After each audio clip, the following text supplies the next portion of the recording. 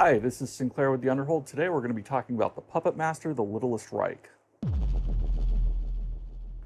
The Puppet Master, The Littlest Reich is about a comic book writer by the name of Edgar Easton. We are introduced to him as he's trying to put his life back together after what seems to be a pretty messy divorce. So he sets about on a trip to raise money to get back on his feet by putting up a puppet at a prestigious auction. That puppet was made by, and the auction is themed on, a notorious Nazi named Toulon. And Puppet Master is an old horror franchise that started in '89. I think it was by the producer of Dolls, and since that was successful, this was kind of like his way to try and make more money off of that idea in a way. I think it was Charles Band was his name. And over the years, there's been like 12 plus sequels. I think some have been unofficial or not part of Timeline.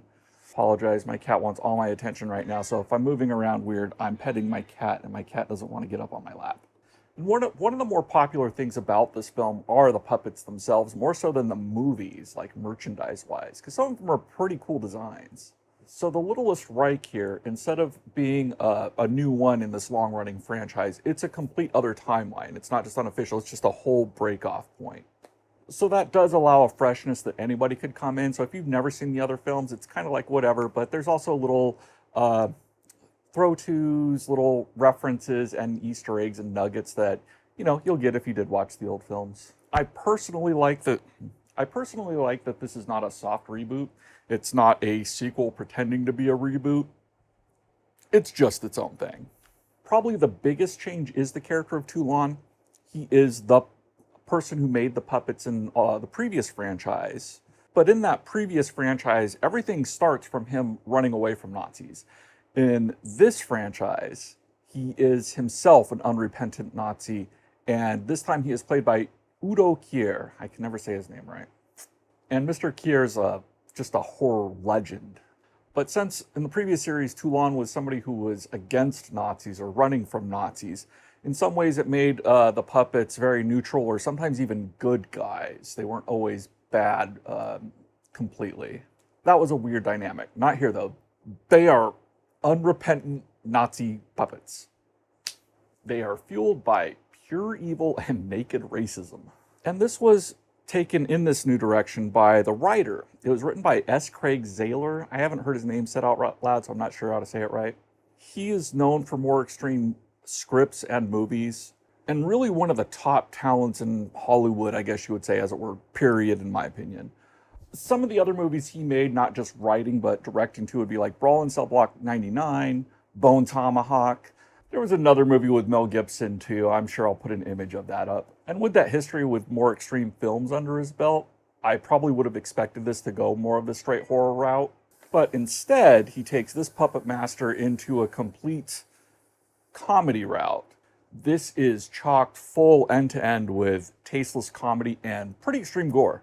Where the writing muscles are really flexed, I would say would be the dialogue and how it's directed. It's super snappy and does that thing where a lot of characters are talking over each other, which can be confusing in a lot of films. It's done pretty well here, and it's easy to follow. When that's done right, I mean, that's gold right there. With that snappy dialogue and comic timing that's needed, that's where the casting really comes into play. The main character, Edgar Easton, he's a comic book writer, and he's played by the guy who plays Dangle on Reno 911, Thomas Lennon. And he has some veteran comedic support from Nelson Franklin and Charlene Yee.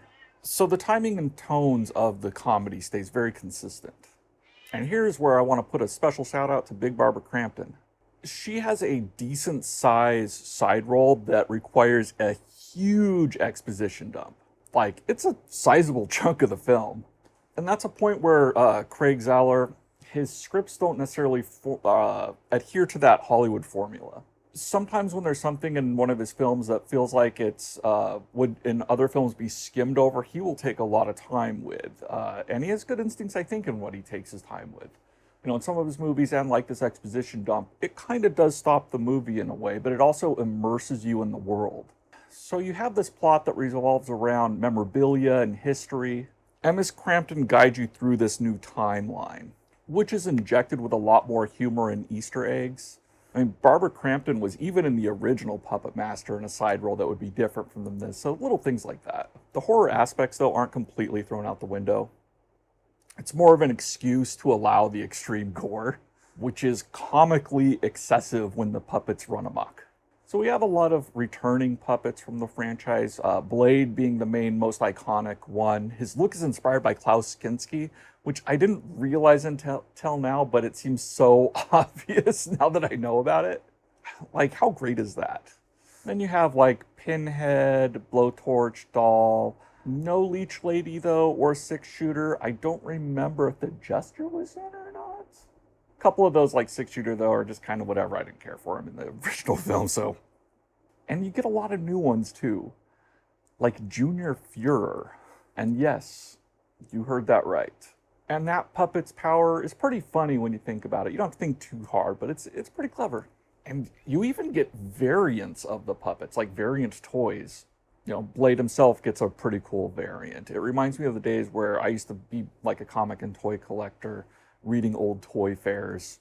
So I'm sure they capitalized on that in the merch department. The effects I thought were good to great. Just tons of practical effects and body horror gore. The dolls were pretty well done. You know, there's a lot of articulation and just, you know, little movements here and there on them. They do use the usual tricks of like a piece of it'll be off screen, so obviously that's where it's being held, or maybe it's on a string being moved, things like that. There wasn't any stop motion though, or CGI that I noticed. And the stop motion didn't look great in the old movies, but I kind of wish they would have had it for nostalgia's sake, but I don't think it would have translated well.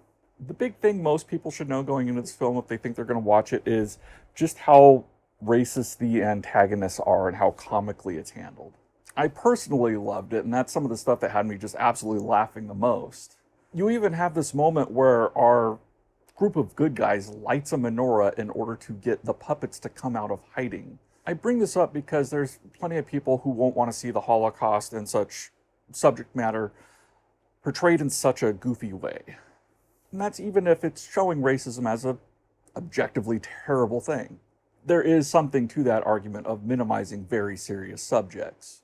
But if you're cool with how the subject matter is used in like South Park, this is for you. If this is not, you know, if you don't like how they use the subject in South Park, this is not for you. I would even go far to say there's a lot that makes me think of South Park style humor. It's not in their writing style, but there's similarities when it comes to going to extremes. Most other things about The Littlest Reich are passable. The directing is fine, works great for the comedy. The score in the exact same way just works exactly for what it is. I guess actually the person who did the score, I think, did some old Lucio Fulci stuff. I can't say his name. But from way back when. I mean, maybe there's a case to say a special shout out to set design and location. You know, being in a hotel and stuff, it actually does throw back to like the first two, I mean, even three Puppet Master films.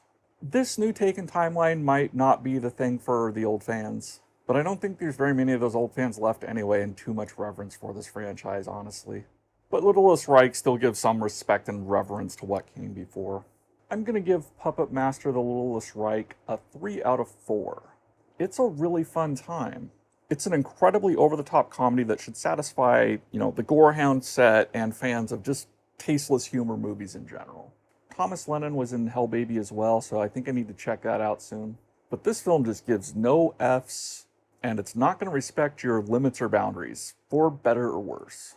Tell me your favorite doll or puppet franchise. There's plenty of them out there. Or what you think of this new timeline of Puppet Master. I should also have a rundown of Shudder's 61 Days of Halloween as well, probably up before this considering the time, how close it is to the first right now, which is probably in a couple hours. So be sure to check that out so you know what to check out. Don't let spoilers run your life. Peace.